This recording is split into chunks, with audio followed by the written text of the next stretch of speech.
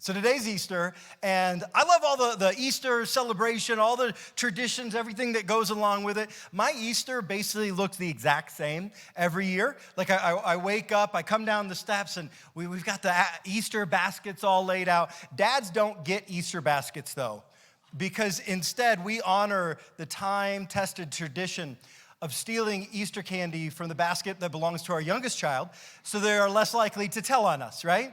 So then I come to church, and after church, about 20 people, I think I'm already up to like 13, will come up to me and tell me, hey, I didn't know you owned a suit.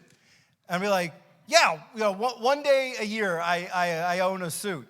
And then I go home and we do Easter lunch, and then we do about 17 Easter egg hunts around our house because, of course, we celebrate this holiest day of the year by hiding plastic poultry, right? Makes total sense. Makes total sense. And so I've got it all down. I do the same thing every year. But you know what? Amidst all that, amidst all the baskets and the candy and the bunnies and the chickens and the celebration and the food and the family, it's so easy to lose the main point, right? It's so easy to miss the main point of Easter and kind of get our minds on all those other things. So I want to be crystal clear over the next 30 minutes what the main point of Easter is. It is that Christ has risen, that Jesus died, but he rose from the grave. This is the claim of Easter, that Jesus died, but he didn't stay dead. Christ has risen. The tomb is empty. Jesus was not moving in. He just needed it for the weekend. This is the claim of Easter. Christ is risen. He is risen. And here's the thing. Whether or not you agree with that claim that Jesus is risen, you have to admit that that claim is the most world-changing, world-shaping claim that has ever been made. Did you know today there are 2.4 million people who identify themselves, billion people who identify themselves as Christians. 2.4 billion. It's the largest faith. The church is the largest organization in the entire world. Today is the year 2025. Why? Because all of time is divided by Jesus. Today, 86% of American households will buy Easter candy, which is remarkable. When was the last time 86% of Americans agreed on anything, right? So you have to admit, whether you agree with it or disagree with it, this claim that Jesus is risen is the most bold, world-shaping, world-changing claim ever made. And yet, the question is it true? Did Jesus really miraculously raise from the grave? Is he risen? So this morning, here's what we're going to be doing. We're going to be looking at Mark chapter 16, and we're going to be putting on our detective hats and asking, the way that Mark wrote this story, do you think he's writing it in a way that makes a trick or the truth? Is he writing it in a way where he's trying to trick you into something, telling you this false story? Does it read like that, or does this story read like he's telling the truth? He's telling the real life story of that first Easter. Because there's no middle ground. Like it's a big claim, right? That Jesus rose from the dead, that he defeated death. There's no middle ground. He either did or didn't. Easter is either the greatest truth ever told or the greatest trick ever played in all of history. So is the claim of Easter trick or truth? We're going to start in verse 1. It says this: when the Sabbath was over, Mary Magdalene, Mary the mother of James, and Salome bought spices so that they might go to anoint Jesus' body. So Jesus dies on a Friday, right? And Saturday was the Sabbath, and so all the shops are closed, and so the women couldn't go to the stores to buy the spices to prepare the body. And so now Sunday has rolled around. They have these spices, and they're heading to the tomb. Now notice something. Right off the bat, from the very first verse, Mark lets us know there were 3 first eyewitnesses at the tomb, right? And what do those 3 people have in common? They're all women, right? They're all women. Now, this does not strike us as surprising or remarkable because we live in 2025. But this would have been shocking had you been reading this story in the first century. The Mishnah, a sacred Jewish text from the time, said this: the oath of testimony applies to men, but not to women. Meaning, in their day, in the first century, They incorrectly believed that the testimony of women was not valid in court. Now, I want to make something clear. I disagree. And not just because I live with 4 females, right? I disagree. But they wrongly did not believe women. Now, this matters because maybe you think Jesus' followers like Mark, years after he died, made up the story of the resurrection. And if you believe that, then you have to wonder, why in the world would Mark write it like this, where women were the witnesses? Let me put it like this. You do not trust the witness of a toddler as very reliable, right? Like you understand that that's not going to be the best eyewitness. I have a 3-year-old, okay? A few months ago, one morning over breakfast, she told me the story that in the middle of the night, a bad guy and a coyote snuck into her room. And the coyote ate the bad guy. But then the coyote got a tummy ache. Because if you eat too much candy, you get a tummy ache. Which is a good reminder from her on Easter morning, right? And so I went in her room. I couldn't find a shred of evidence that there had been a coyote mauling. Nothing. I'm beginning to suspect maybe 3-year-olds aren't super reliable witnesses, right? And so if I was trying to tell you a story in a way to trick you, tell you a fake story, I would never have a 3-year-old be the eyewitness in the story. Make sense? Right? Because they're not reliable. If Mark was making up a story to trick people, he would not have written women as witnesses, but men. Because in the first century, they incorrectly didn't trust the witness of women. Jesus' resurrection was truth, not a trick. Mark writes of women witnesses. Mark begins to tell us this story where 3 women whose testimony wouldn't have even been believed in court in their day, and who don't even show up expecting the empty tomb. I mean, that's why they come with spices, because they're not coming with flowers to celebrate a resurrection. They're coming with spices to mourn a corpse, right? They're the first eyewitnesses. Why else would he write that other than that it's true? He's just trying to tell the truth in this story. Furthermore, if Mark is making up a story, why would this happen? So Mark is writing in the 50s, likely the late 50s AD, and he moves to Alexandria after he writes this book in Egypt. And he's preaching the gospel there in Alexandria. And on Easter morning, the Easter morning of 68 AD, a group went into where he was preaching the gospel. They gathered him, they put a rope around his neck, and they dragged him through the city until he died. I don't know about you, but I would not write a fake story and then die for it. Right? How he's writing it makes no sense unless he's simply telling the truth. Jesus' resurrection was the truth, not a trick. Mark writes of women witnesses. Let's go back to verse 1 again. When the Sabbath was over, Mary Magdalene, Mary the mother of James, and Salome bought spices so they might go to anoint Jesus' body. So this is how a body would be buried in the first century, with these spices. And here's the other thing to notice in verse 1 is that Mark names names, right? He doesn't just say, hey, some people showed up and they saw that the tomb was empty.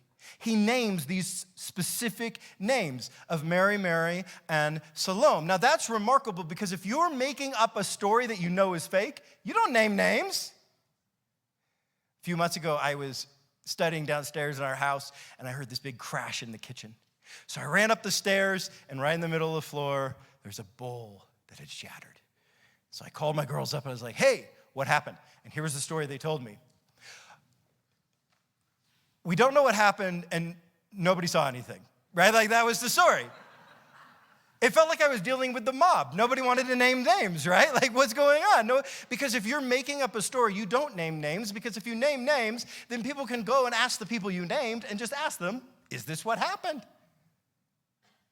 Jesus' resurrection was the truth, not a trick. Mark names names. Mark is writing about 20 years after the death and resurrection of Christ. And so some of these women were probably still alive. And so after he comes out with this book and it's being spread around the known world, don't you think that somebody somewhere went and found one of these women and was like, hey, did this happen like he wrote it? And don't you think that if they would have said no, that the story would have stopped there? But instead, the story of the resurrection spreads around the entire world because those who saw it were able to testify that it was the truth. Furthermore, Mark, because he's writing in the late 50s AD, It was a time in the church where you had these leaders like John and Paul and Peter, and so they're leading this movement of Jesus followers. So if you think that Mark is just making up a story, don't you think he would have named their names and made them to be out like heroes? Or maybe his own name, right? Isn't that how we'd write it if we were making it up? But he doesn't, because he's telling the truth. Jesus' resurrection was the truth, not a trick. Mark names names. On to verse 2. And yes, we've only covered one verse. Don't worry, we will not be here 3 hours. Okay. Verse 2, very early on the first day of the week, just after sunrise, they were on their way to the tomb, and they asked each other, who will roll the stone away from the entrance of the tomb? But when they looked up, they saw that the stone, which was very large, had been rolled away.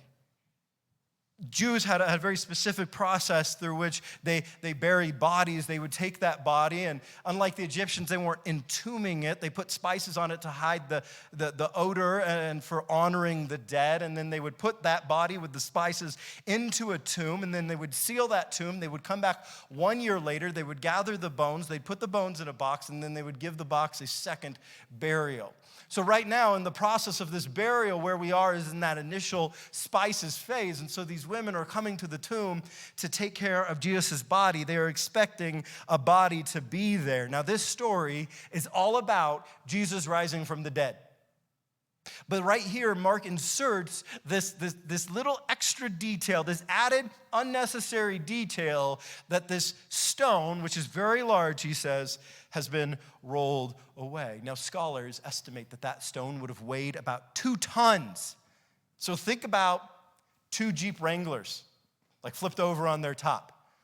I don't care how much CrossFit Mary and Salome have been doing. They're not going to budget, right? They're not going to budget, and yet they show up, and there it is. There it is. It's rolled away. You see, Jesus had been telling people that he would resurrect from the dead for a while. And so the Jewish leaders, they really did not want anyone to be able to steal this body and fake a resurrection. And so they took all the precautions they could. They put this massive stone in front of the tomb, and then they sealed it, and then they put a whole guard of Roman soldiers, like the baddest guys on the planet, in front of this tomb, and they had to guard it with their lives. And yet, the tomb is empty. Now imagine if Mark was making up this story.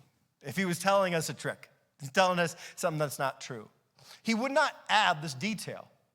You see, this is an unnecessary detail about the tomb because the other Gospels tell us Jesus walked right through walls. So, of course, he could have just walked through the tomb, right? Walked through the walls of the tomb. It's not a necessary detail to tell us about this extra thing of the stone being rolled away.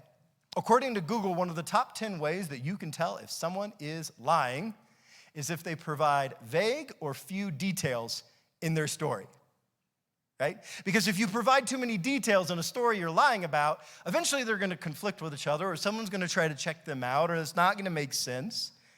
And so that's how you lie. You don't tell extra details. But here, Mark includes a detail about this stone being rolled away that is just not necessary. Jesus' resurrection is the truth, not a trick.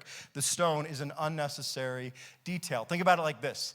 I don't golf. And when I have, I am like the world's most garbage golf player of all time. I spend most of my time on the wrong fairways, okay? Now imagine I wanted to trick you. And I was trying to tell you a story about me being like a really good golfer. So I came up with this story about like last week, and I hit a hole-in-one on like a par 5. I don't know, is that how many they go up to? But I hit a hole-in-one, like a miracle, right? And you're like, sounds suspicious. And then right at the end, I'm like, you know what? Also, on the 9th hole, I met Tiger Woods. Would that extra detail make you more likely or less likely to believe my story? Well, less likely, right? Because it's like, what? No, you just upped the game. It's easier to check out if it really happened. It makes it less believable. Taking the miracle of Jesus' resurrection and adding this additional unnecessary detail that the stone was rolled away, it only makes things more difficult. It only makes it easier to like show up and just check out if it happened and ask the eyewitnesses about, was the stone really rolled away? This isn't how you would make up a story, unless it's true. The stone is an unnecessary detail. Jesus' resurrection was the truth, not a trick. Verse 5. As they entered the tomb, they saw a young man dressed in a white robe sitting on the right side, and they were alarmed. "Don't be alarmed," he said.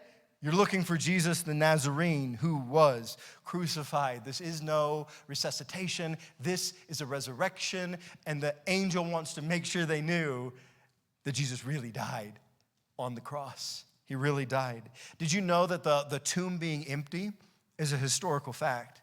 Even the Jews at the time in their documents, like the Toledet Yeshu, they never argue that the tomb was empty. They only argue how it became empty. Verse 6, "Don't be alarmed," he said. "You're looking for Jesus the Nazarene who was crucified. He has risen. He is not here. See the place where they laid him." And so the angel makes the claim of Easter that he is risen. That he's not here. He is risen. That's the claim of Easter. And then he backs it up with an argument by saying, hey, you can verify this fact for yourself. You don't just have to believe me about the resurrection. You could verify it. If the body, see where they laid Jesus? If the body's there, the claim of Easter is false. But there was no body. There was no corpse. The tomb was empty. And the women were able to verify that it was empty and verify the miracle. Jesus' resurrection was the truth, not a trick. Mark writes of a miracle that could be verified. Again, this isn't how you would write it if you knew you were coming up with a story that was false, right? Like if you're faking a story, you don't make a story up that can be easily verified by people as false. It's a bad fake story. No, you would make up a story like this. Mark maybe could have made up a story like, Jesus and I, we were driving around, and Jesus got into a head-on camel collision, and he died on the road. And then I just took his body, went over to the side, and no one else was around, and suddenly he came back to life, and only I saw it. Because then no one else could verify that, right? It's unverifiable. This is how you would make up a story like that. If you're trying to trick people, you make up a story no one can verify as false. But instead, Mark is writing about a story that you could verify. Like in his day, you could verify this story. You could go ask the eyewitnesses. You could go to the tomb. Is the stone rolled away? Is there a body in there? It's verifiable. But maybe you're wondering, okay, but what if Jesus didn't actually die and he was still like a little not dead yet and they put him in the tomb and he escaped? Well, that story is also verifiable. Because to believe that story, you would need to believe that a man could be imprisoned, beaten, whipped, forced to carry a cross across a city, nails driven through his hands and his feet, raised up on a cross for 6 hours, bleeding until he could no longer breathe, a spear driven through his side, his body taken down, placed into a tomb for 36 hours with no food, no water, no medical attention, no warmth, and then he actually just got up, was able to move a 2-ton stone, and then overcome a group of professional soldiers and escape. So that theory, we can verify as false, right? But maybe you think, okay, what if Jesus' followers stole the body so they could fake this resurrection? Well, to believe that, you would need to believe that a group of untrained, unarmed, ragtag disciples who were running away at the time, by the way, were able to come and beat up a group of 16 Roman soldiers, the most highly trained, highly equipped soldiers in the entire world, who had been left there on penalty of death if the tomb was empty, and they were going to be able to overcome them. Not going to happen. Also, to believe that claim, you would have to believe that Jesus' disciples were the very ones who went to the tomb, stole the body, all got together, made up a story, and then they went out into the world, preached the story of the resurrection, and then died for it. If you made up a story and you knew it was false, there is no way you'd die for it. So we can verify that that possibility is impossible. Or maybe you think that the Jewish leaders or the Romans, maybe they hid the body. Jesus dies, they put him to death. Maybe they hid the body. Again, you can verify that that is false. Remember, just a few days after this happens and Jesus is resurrected, Peter and the rest of Jesus' disciples, they go out into the streets of Jerusalem and they start preaching the gospel of the good news of Jesus rising to defeat death. rising to forgive our sins. They keep preaching it to people in Jerusalem, and thousands of people are believing this message. And it's the same message that got Jesus killed by these leaders. And so if those leaders had wanted to end that message and end the spread of the gospel, all they had to do was bring the body out if they were the ones who hid it. But they don't, because they didn't have it, because they couldn't have been the ones to hide it. So that possibility is verifiably false also. No, as Mark writes about the resurrection, he is writing about a miracle that in his day you could very easily have verified as true or false. All you had to do is go ask the witnesses. Check out the empty tomb. Talk to people. This isn't how you write a fake story. Jesus' resurrection was the truth, not a trick. Mark writes of a miracle that could be verified. But here's what the angel says to the women next. I love this, verse 7. But go tell his disciples and Peter, he is going ahead of you into Galilee. There you will see him, just as he has told you. So the angel's message to these women is, okay, you've seen the empty tomb. You know that he has risen. Now it's time to go. Now it's time to actually go tell people what you've seen. Now it's time to actually go tell people about this resurrection of Jesus Christ. You see, they knew that the gospel message, the good news that Jesus has risen, was not just for them, it was for them to share with other people. That message of Easter. If you are a follower of Jesus this morning, then the story of Easter is not just for you, it's for you to go and share with others. The time is now. The time is now to go tell people what you have seen. Go tell people about the risen Savior. You know, over these last 16 weeks, we've been studying week in and week out the life of Jesus, and now it is time to go tell people about Jesus. It's time. The time is now. This is how the gospel message works. Jesus calls you to come and see, and then he calls you to go and tell. Come and see. Now go and tell. Who are you going to go and tell? As you celebrate Easter this year, if you are a follower of Jesus, who are you going to go and tell the Easter story to? And finally, we come to verse 8. Trembling and bewildered, the women went out and fled from the tomb. They said nothing to anyone because they were afraid.